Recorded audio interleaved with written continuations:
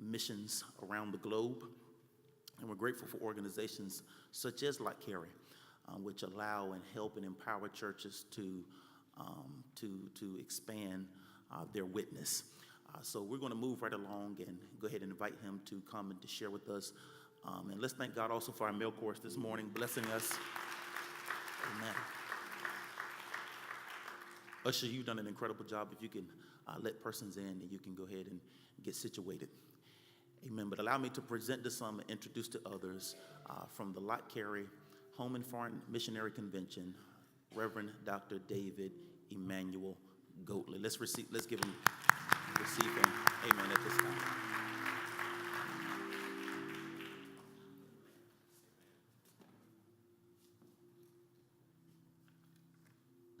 Grace and peace to you from God, who is sovereign, and Jesus, who is our Savior.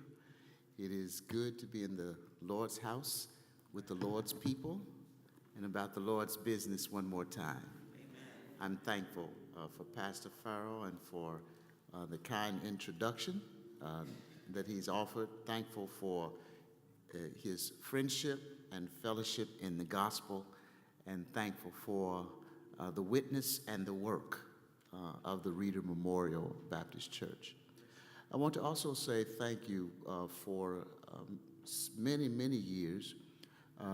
You have provided designated gifts to missions through Lott Carey that were designated for HIV and AIDS support around the world. With that support, you were able to help provide orphan care, because particularly in Zimbabwe and South Africa, and also to help train people in churches who were doing what you and I call hospice care. In most of the world, people don't have the kind of infrastructure and organizations that are able to help people to finish with dignity. And it's over the years been churches that have been providing that kind of support and care. And so we're grateful. For several years, you were faithful and regular in those regular gifts, and really made a difference to people in parts of the world that was so often overlooked. And we are grateful. So I want to say thank you for that partnership in the past. And also thank you for your ongoing prayer, support, and participation. We are grateful for that. Your own Minister Gibbs will be joining a short-term missions team in Jamaica in July to do vacation Bible school in St. Mary's Parish in Jamaica, which is the poorest part of that island nation. And in addition to the vacation Bible school, we send medical teams every other year, and also provide skills training for young adults so that they can have the capacity to live with security and dignity. We also provide basic school, they call basic school, we call preschool, that provides children 3, 4, and 5 an opportunity for education and for at least one good meal a day. You and I may take for granted that we get good meals. I don't, if your house is like mine, I was cleaning out the freezer last week one evening. Oh, y'all don't do that. You're better stewards. Well, I'll confess that in my household, we don't always eat everything that we buy. And we don't have a problem in my household of eating pretty much when we want. But in most of the world, people can't count on one nutritious meal a day. And so it's because of partnerships with churches that provide regular and faithful support that while sharing the love of Christ, we're able to help meet physical needs as well as spiritual needs. One of my colleagues from Nigeria, Pastor Ebong, was telling me about there was a service and there was a guest preacher, and he was holding forth talking about how the word is bread. It's the bread of life, and that's what he was focusing on. And at the end of the service, an old man in the back who had been listening raised his hand and asked, "Preacher, can I eat that word?" Amen. And the point was, if you're starving, it's hard to hear. And we have to demonstrate that Jesus is real in word and deed. To use these little cliches really doesn't do much when people are suffering and struggling. But we're called to be the gospel where we are. And so your partnership in prayer and in giving is helping people to know, yes, there is something to the name of Jesus. We sing that there's something about that name, Jesus. But when you're sick and when you're hungry and when you're thirsty, you need somebody to demonstrate that, yes, there is something about that name, Jesus. It's not just sweet, but it helps to provide some substance so that I can make it another day. And that's what we're called, to be salt and light. And so we're grateful for your partnership. So is it all right if I say thank you? Well, if I was in Zimbabwe, I'd say Zikomo Kwamberi. Thank you very much. I want to call your attention now for these few preaching moments to the Gospel of John, chapter number 9. I'm going to begin reading at verse 1, and we're going to give special attention to verse number 4. The Gospel according to John, chapter 9, beginning at verse 1. If you're ready, would you say, "I'm ready"? I'm ready. As he, meaning Jesus, walked along, he saw a man blind from birth. His disciples asked him, "Rabbi, who sinned, this man or his parents, that he was born blind?" Jesus answered, "Neither this man nor his parents sinned. He was born blind so that God's works might be revealed in him. We must work the works of him who sent me while it is day. Night is coming when no one can work. As long as I am in the world, I am the light of the world."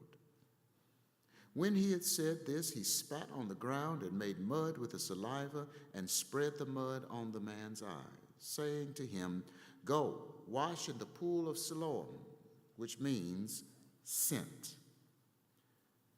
Then he went and washed and came back able to see. The neighbors and those who had seen him before as a beggar began to ask, is this not the man who used to sit and beg?" Some were saying, "It is he." Others were saying, "No, but it is someone like him." He kept saying, "I am the man." But they kept asking him, "Then how were your eyes opened?" He answered, "The man called Jesus made mud, spread it on my eyes, and said to me, 'Go to Siloam and wash.' Then I went and washed and received my sight." Amen. I want to call your attention especially to verse number 4. We must work the works of him who sent me while it is day. Night is coming when no one can work. I want to talk with you a few moments today about urgent business for the church. Urgent business for the church. I grew up with old school parents. Particularly when my mother called, she expected immediate response. And if she used my full name,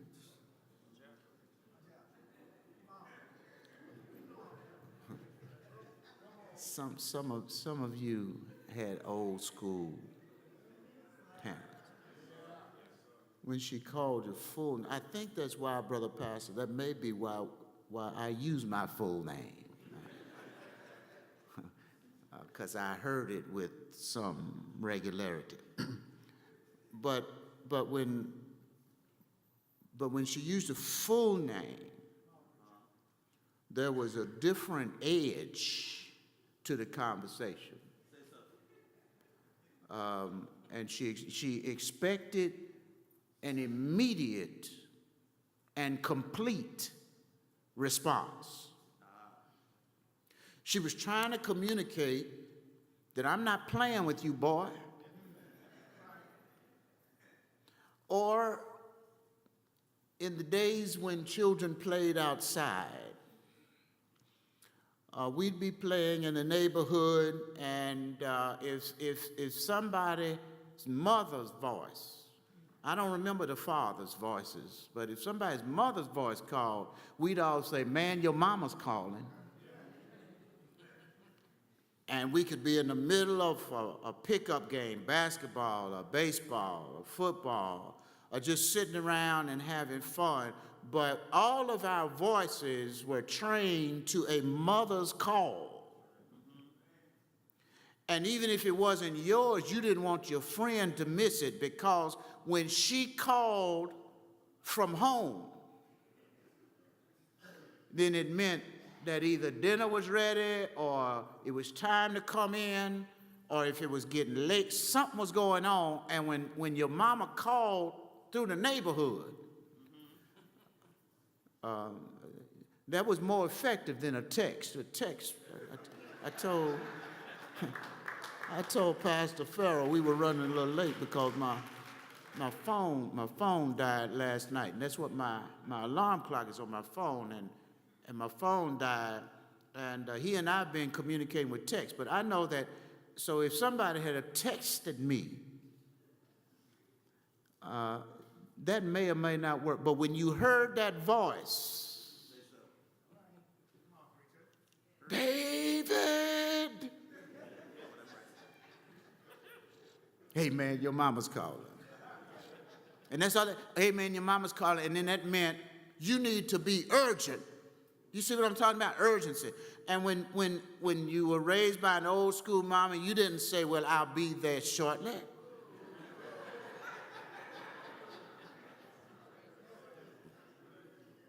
But once, and what I'm trying to say is, so you know what it is about urgency. And the urgency is brought on by an authoritative voice. And I want to propose to you today that God has given the church some urgent business. And it is inappropriate for us to respond to the call of the Lord with our own time schedule. We ought to interrupt what we are doing so that we can answer the urgent demand of the Lord. And Jesus said to his disciples, we must do the work of him that sent me while it is day. What he's trying to say is that night was coming. There's some urgency. You cannot move along at some lackadaisical, uninvolved pace. We must go to work now because the Lord has set before us some urgent business. And when we meet Jesus and his disciples, they encounter a man who had been born blind. And we have two different interpretations of what's going on. So the disciples see the man as an object of discussion. I don't know if you've ever been around people where there is some tragedy before them, and what they want to do is talk about why. They want to discuss what they're seeing or talk about it. And in this day of cell phones, something will be tragic, and people, before they go help, they bring it out the cell phone and take a picture to post it. While somebody may be in trouble, they're not rushing to aid. What they're doing is finding an object of discussion. And so the disciples of Jesus say to Jesus, when they see the man born blind, and to have a disability in this time almost certainly sentenced you to a life of destitution and poverty. And so you see someone whose life circumstance has created for them insecurity and poverty, and your response is to discuss why they're there. Jesus, who sinned? This man or his parents? Now, I do not want you to get too condescending with your 21st century sophisticated Charlotte self. Because all of us are subject to believe the narrative that everybody else believes. Sometimes it doesn't even make sense, but because we've heard it so long, we go along with it. The common understanding of the day was whenever someone was born with a physical disability, it was a direct response to sin. So that sin caused physical disability. And so the idea was, if the parents sinned, God may have punished the parents by creating a physical disability for the child. Now, you and I know that is not the case now. But don't impose on them. Don't criticize people then for your insight now. The other thing was they believed that if it were not the parents, it was possible for a child to sin in utero. Before being born, they thought it was some possibility that a child could commit a sin, and that the result of that would be God punishing a child who sinned in the mama's womb by a physical disability. Now, you and I are listening to that today, and we're saying that doesn't make sense. But don't be too critical. Because there's somebody in here, sitting in here, who you were raised to believe that there are some things women can't do just because they're women. And there's women in here who've been raised to believe that too, as well as men. And we try in our 21st century sophisticated self to overcome some of that, but that has been part of the narrative. That we have believed it uncritically, not because we thought about it, but that's because what everybody said. Or the narrative that the reason that child is so bad is because I knew his mama. And I knew his mama's mama. I knew his daddy. I knew his daddy's daddy. And they ain't never been no good. Come on now. as though there is something in your DNA that makes it impossible for you to make choices. And I'm not blaming somebody, but you don't know what kind of nurture has made somebody be inclined to a certain kind of lifestyle. It is true that if you are a woman and your mother had a substance addiction, that you have a higher probability of addiction. It is true that if you are a male and your father had an addiction, you have a higher probability toward addiction, but it is not your destiny. And we want to talk about, my God can do anything. My God can do anything. He healed the sick and he raised the dead, and 5,000 souls he fed. And then you want to write off somebody because who their mama was. You see, we are subject to buying a narrative that is not true. It's just in the air that you breathe. It's in the water you drink. You don't even realize it. It's kind of like if you're in an area with a whole lot of smoke, you're going to smell like smoke.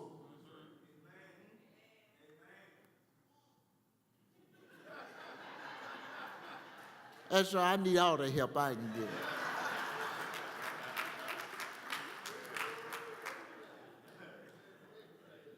And so here,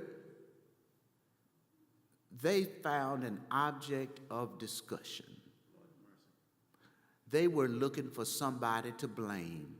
And when people start asking the why question, often they're looking for who do we point the finger at? Why did that happen? Why did that happen? Why did that happen? Even if you got the why, how is it going to help? So Jesus was not interested in the why question. He was interested in the what question. What are we going to do about it? Not why is he in this situation, but what does this situation call for us to do? And that's when he said, nobody's sinned, but he's in this condition that God's works might be manifest in his life. And then he says, we must do the work of him who sent me while it is day. What he was saying is there's some urgent business for us. All of us who are disciples of Jesus, whenever we come across someone who is living with some sense of vulnerability or difficulty or poverty or danger, the question is not why are they there? The question is, what are we going to do about it? Because they're vulnerable. And what Jesus wants us to know is that your delay can be devastating for somebody in trouble. When you got it all together, you can cross your legs and sip your tea and take time and think about it. But when you're on the other side, when you're going down, when you're hanging on by a thread, you want somebody to move and move now. And so the question is, what perspective do we have? Do we take the perspective of privilege, where we have the privilege of having a debate and a discussion about why somebody is in the situation they're in? Or can we put ourselves in their position and see, I'm in trouble and I need some help now? Do you stand in a place of privilege? Or do you try to put yourself in the place of those who are vulnerable? And I think that's why Jesus was able to move. He was trying to say, we've got some urgent business. And the urgent business was not business of Jesus alone. Did you hear what he said? We must do the works of him who sent me. I'm going to do it 2 more times. Sometimes you got to do stuff 3 times for people to get it. We must do the work of him who sent me. One more time, I want to say it. We must do the work of him who sent me. And sometimes, we want God to do all the work. We want God to fix it. We want God to handle it. We want God to bless somebody. We want God to take care of the trouble, and we will not engage with God. But what Jesus is saying is that this is a partnership. That you and I together must do the work that God sent me to get done. It is the work of Jesus, but it's not the work of Jesus alone. It's your work, and it's your work, and it's our work together. Lord, you go to the prison. Lord, you go to the hospital. Lord, you go to the places where people are vulnerable. Lord, you let them know that they're not alone. So you're sending God on your errands. You're giving God instructions.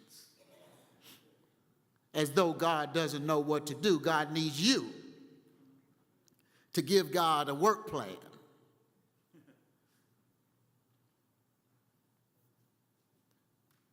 But Jesus, it's two things. Jesus is not going to let you off the hook that easily. If things are going wrong in your community or the country or the world, Jesus says we must work together to solve this. But it's not something that you ought to feel bad or angry about or frustrated about. It's not a pain, it's a privilege.